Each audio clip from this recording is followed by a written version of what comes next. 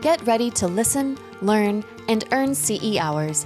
This podcast features content from an accredited CE activity provided by Calibri Healthcare. Visit elitelearning.com/podcasts for accreditation and disclosure statements and instructions on how you may be able to earn CE credits. Welcome back to our series on surgical checklists and how they prevent surgical errors. Vanjie Dennis is back with us to share more of her knowledge. Thank you, Vanjie, for coming back for episode 2. Thank you so much, Candace. Yes, if you have not gotten to listen to episode 1 yet, take some time to check it out. In episode 1, we really focus on the checklist and its content, its significance, and how it even came about. And for this episode, we're going to focus on quality control and the future. Vanjie, to start us off, can you share maybe some real-world examples where sticking to that surgical checklist made a difference? Oh, absolutely. I can even give you some of my own situations that have occurred. But we know some of the biggest things that you heard happen, which initiated a full focus on surgical checklists, was wrong site surgery. And that's when the surgeon or the caregiver goes into the wrong part of the body during an invasive procedure. And in some cases, I have actually been in situations where they began to inject on the wrong knee or the level of the spine. And one of the most complex I saw was when I was in interventional radiology, where they may be accessing the left side through the right side. And you can imagine, or anesthetic given in the wrong place. There were several incidences in my career where the surgical checklist picked this up after the informed consent indicated the opposite side. So you're going in there, you're looking at the informed consent, you're talking to the patient, and of course they're agreeing with, they're nervous anyway, so I don't know if they're hearing you when they're awake in the pre-op area, and then you go into surgery and you begin to read the informed consent. And you go, we're doing a right side arthroscopy on this patient. And of course, you state the patient's name, Sandra Smith or whatever, and come to find out it's the opposite side. So checklists will pick that up. They also do what they call surgical site markings, and sometimes the marking is on the wrong side. So when that situation occurs, we start doing rapid investigation before we move any further to assure the correct side of that patient is being treated. There are so many advantages of that, and we have to have the ability of the team to question issue if it expands further. Investigation needs to be done before surgery is started. I want to go down a rabbit hole for a minute. When you were talking about the consent, and it was for the wrong side, what do you do in that instance? I mean, if they signed it for the wrong side, what do you do? I know. Guess what? Wake them up. No, we don't do that. We start and doing an investigation from the H&P to, family members, if we can support that. And obviously, if we can't come to a solution, we're definitely not going to operate on it.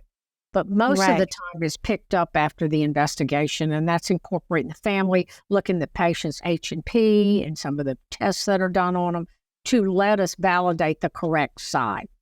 But a lot of times, I'm not real big, and I know places do that. We do not question the patient if they're given any kind of medication prior to surgery. Most of the time is caught actually in the pre-op area where the nurse comes in and begins a checklist, a mini checklist that you talked about in the first session that we discussed on surgical checklists. We talked to the patient there. When's the last time you had something to eat or drink? What is the doctor going to do today? We don't tell them. What is your doctor doing? Which leg is the doctor working? So most of the time it's caught there, but there are times where the informed consent is incorrect. More times than not, it should have been picked up in the pre-op area, and that's that double check in surgery. Yeah, wow. That's a lot to think about.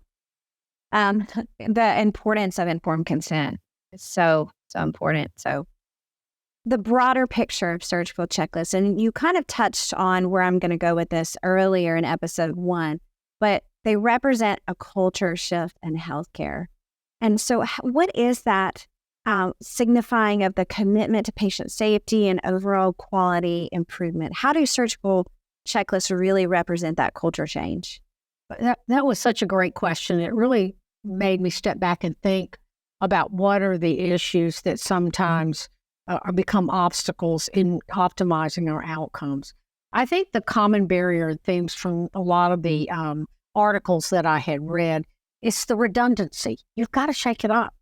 You really do. And you do have standard bullets that you're always going to communicate, the informed consent, the patients to identifiers.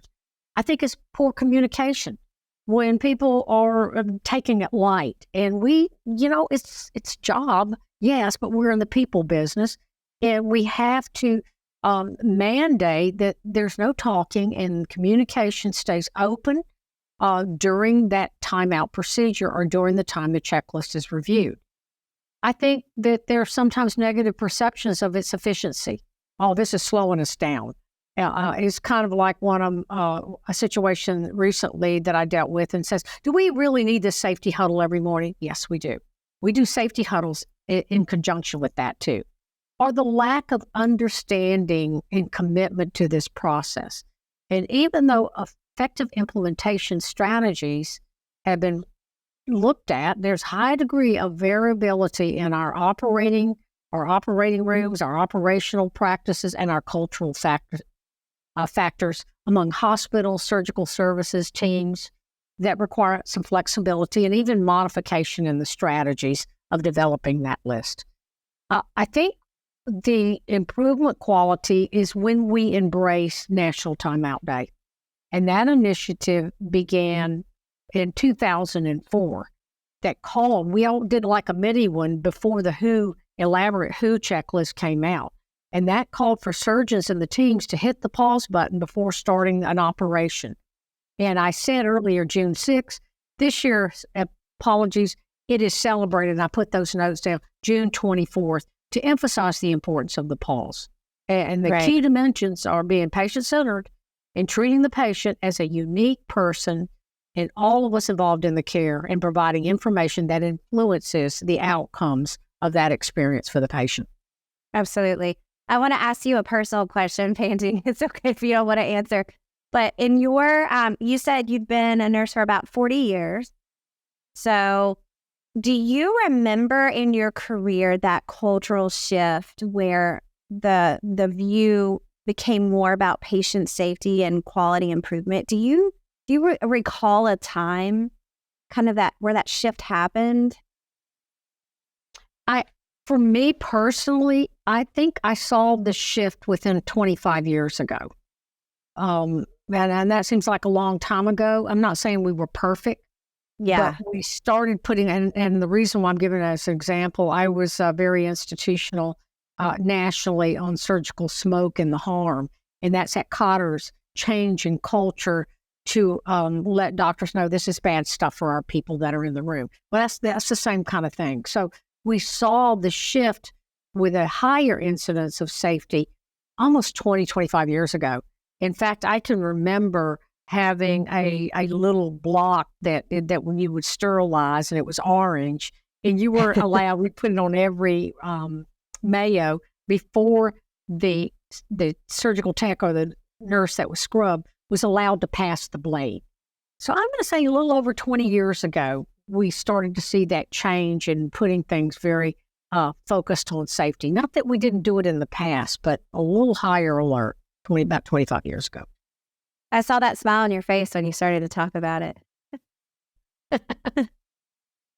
So when addressing the need for ongoing training within, it doesn't matter what floor you're on, what unit you're on, we're always going to need that ongoing training. So how crucial is the continuing education for those in the OR when they're utilizing this checklist? Well, it was a big component of when we first, in Periop 101, that's what we call it, when we're bringing, whether it's transitional nurses or new grads into the operating room, it's part of their training. But every time that we do a reassessment of the needs according to the types of cases we're doing in surgery, that's another need for the re-education of our surgical checklist. I think the other times is when unfortunately, you put concurrent monitors in and people aren't doing it correctly, or if Joint Commission or DMV comes in and goes, we got a conditional here, that's not a good reason to do it. But I think that's when you start stepping up your practices again and realizing you've been a little lackadaisical. Communication has to be emphasized. That is an important part of the checklist, and that due diligence to focus on our patient safety issues. And every patient, whether it's the bedside nurse or in surgery, you've got so many pieces to that. Every patient is unique.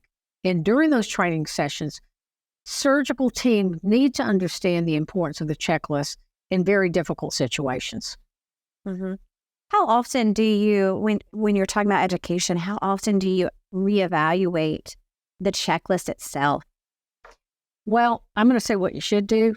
I don't know if everybody does that. I think an assessment like policies, say every 2 years, I think it needs to be reviewed yearly. If it's just assessment of a small task force or a team to do that.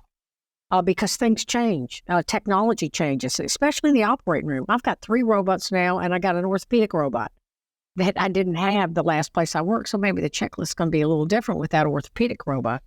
Right. Well, what methods do you employ to assess the tangible impact of that surgical checklist on actual patient outcomes and overall health quality? Yeah. Well, it's we know it's a tool to improve our communication among our teamwork. I hope that I don't have an incident that requires me to validate the quality due to a situation. But if that happens, we end up doing a root cause analysis to see what has occurred in that situation. Where did the failure occur there? And that's real important. When I look at substantial research on significant implications by not following the checklist, the mortality rate after major surgery was about 0.5%, which is huge. And the complications that were up at 25% reduced significantly. So I think more times than not, facilities end up having something happen. And then we do a root cause analysis to do something about it, when the best thing to do for checklists is to, just like your policies, to put an assessment in place as the culture and the equipment and the types of procedures change, to maybe to take that checklist and make it unique to your center with the standard points that we have to review. Talking about change, do you see any emerging trends and technologies that are going to affect the realm of surgical safety?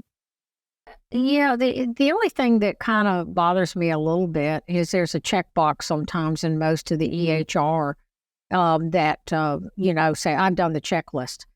But I think what I'm working with my Epic team, they're amazing. And I think what you're going to see, and we've done that, the surgical leadership team, my team directors and managers, I put hard stops in, and you're going to see that more, where we have the advantage that you cannot proceed because the documentation won't let you go forward on that. So there's going to be some hard stops that the checklist has been performed specifically to the needs.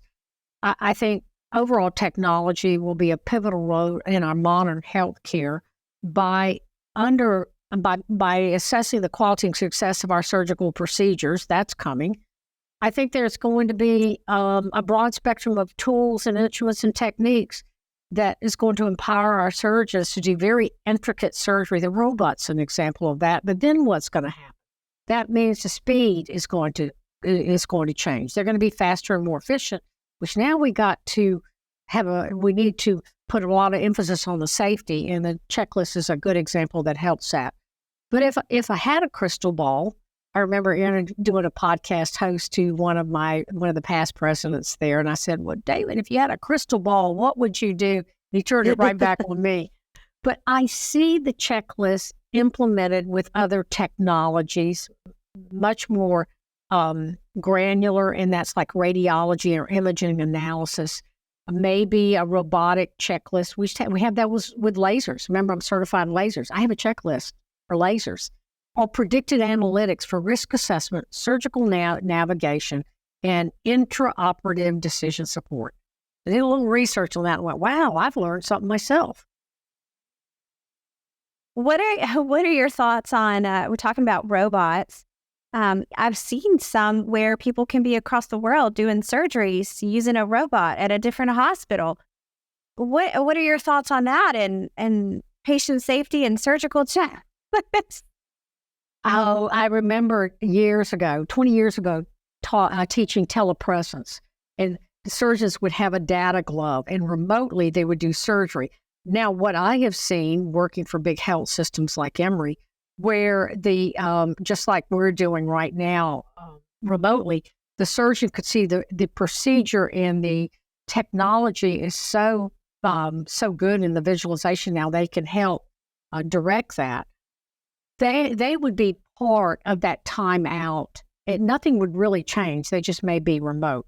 Not seeing that at my center. I'm a community-based hospital, but when I was at Mecca centers like Emory University Health System, they were looking at stuff like that back then. And I've been away from Emory about 10 years now. Would you say that most hospitals use this checklist in the OR? I mean, is this a accrediting body requirement to, because I know they'll hold you accountable to your policies, but you don't have a policy to use it. Is there accountability there that every hospital is using checklists like this? Yes, there is. Absolutely. CMS, it actually regulates us, whether we think so or not. They regulate us for sure. So the accreditation bodies, again, such as Joint Commission, DNB, AAA, and Quad made this part of their survey, and they assess hospitals for ambulatory centers and all. And with that, they report to CMS. So this is regulated in a sense.